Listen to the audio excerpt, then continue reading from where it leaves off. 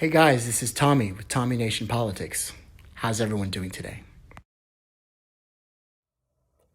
Some people ask me, why are you still wearing your Bernie Sanders shirt? Didn't he bend the knee to Joe Biden? Doesn't he want you to vote for Joe Biden? Doesn't he want you to give in to the neoliberal society that has outsourced jobs, overseas, made disastrous trade deals that hurt workers in factories, that break up families?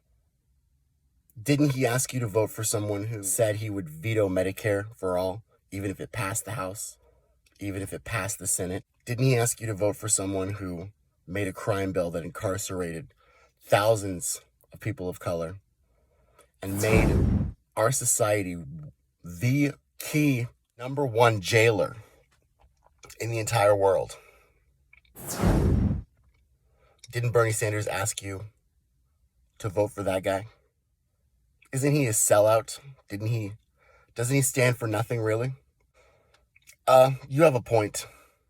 But unfortunately for Bernie Sanders is not a man anymore. Bernie Sanders is more than that. Bernie Sanders is an idea. Bernie Sanders is an idea that we are worthy. We are worth it. That we, the richest country on the face of the earth, we do deserve health care. We do deserve a living wage. We don't deserve to be locked up because of things that we do to our own body. We have autonomy. We have choice over ourselves. We could promote the general welfare by eliminating campaign finance contributions, by restoring democracy, by making sure that every man, woman, and child is not in abject poverty, starving, while the wealth trickles up to the 1% that own more wealth than the bottom 90% combined. Bernie Sanders is not Bernie Sanders, the man. Bernie Sanders is the idea that we are all lives matter. That's the idea. That's why I wear this shirt. It's been very disappointing to not only see the slide towards apathy in the attempt to get Donald Trump out of office and elect a neoliberal sleeping dwarf who is funded by the credit card companies, the banks, the military-industrial complex, the airplane industry, and every other corporate interest group, not to mention the right-wing government of Israel. It's been hard to watch the Democrats slide further and further to the right. It's been hard to see that the love of money is the root of all evil. And that has manifested itself in so many different ways throughout our entire history as a country. First enslaving African Americans to make the agriculture in the South and the textiles in the North. Then creating a atmosphere in which the worker is a slave and has no rights, to the point where Franklin Delano Roosevelt had to give workers rights, had to actually stand up to the oligarchy and the corporate interests and say, I welcome your hatred. And they hated him. They hated FDR. They hated everything that he did. They tried everything to get him out of office. But guess what? FDR, he had 3 terms. They just kept electing FDR, the people. They loved him.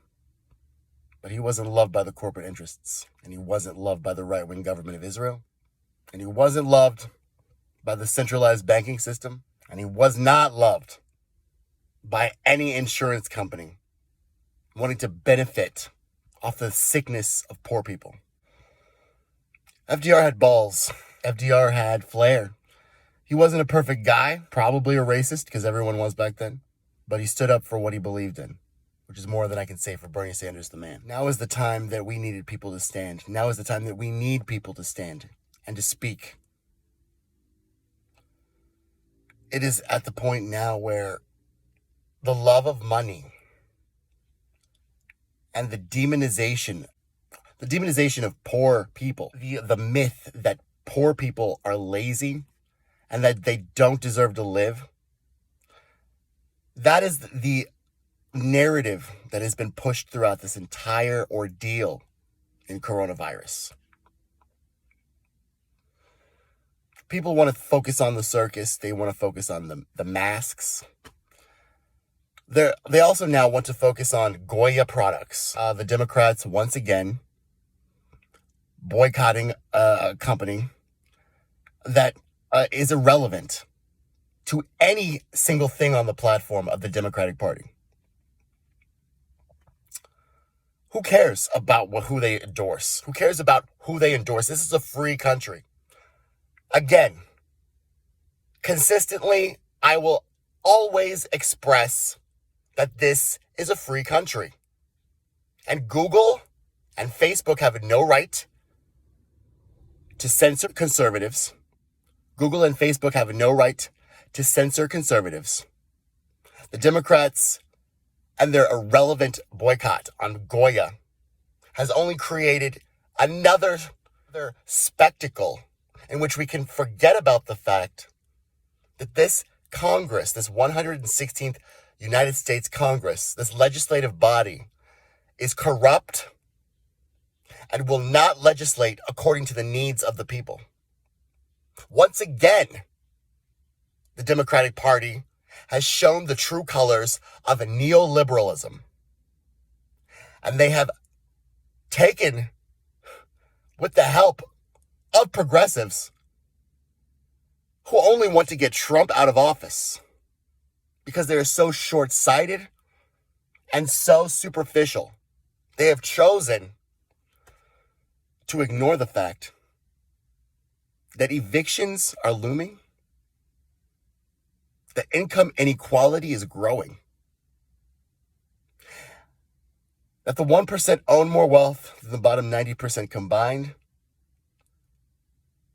and that number is increasing daily. Jeff Bezos is on the verge to become a trillionaire, while millions around the country can't even afford 3 meals a day. And the Democrats choose to boycott a food company. How ironic. How appropriate. I mean, there's some times where, honestly, guys, I try so hard to get people to focus on not the circus. Tommy Nation Politics, as you know, that we have conversations with libertarians, with liberals, with conservatives. We have discussions with regular folks who are struggling, with transgendered individuals, with gay individuals, with black individuals, with every individual. And we all have the same needs. We all have the same wants. We all have families. We all have people who we love and we want to take care of. And it just makes me, sometimes I just get so overwhelmed by the fact that even though that I try so hard to create an atmosphere where everyone has the voice, that in this country, there is only one voice, and that voice is the dollar, which is not even backed up by gold or anything, but only our weapons and military. I don't even know what to say about this, and I really don't even know what to say about our election coming up. This is a false choice.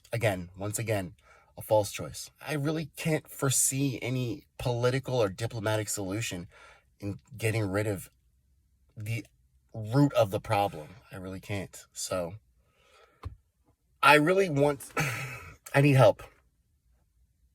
I can't do this alone. I need help. Help me. Hey guys, this is Tommy with Tommy Nation Politics. How's everyone doing today?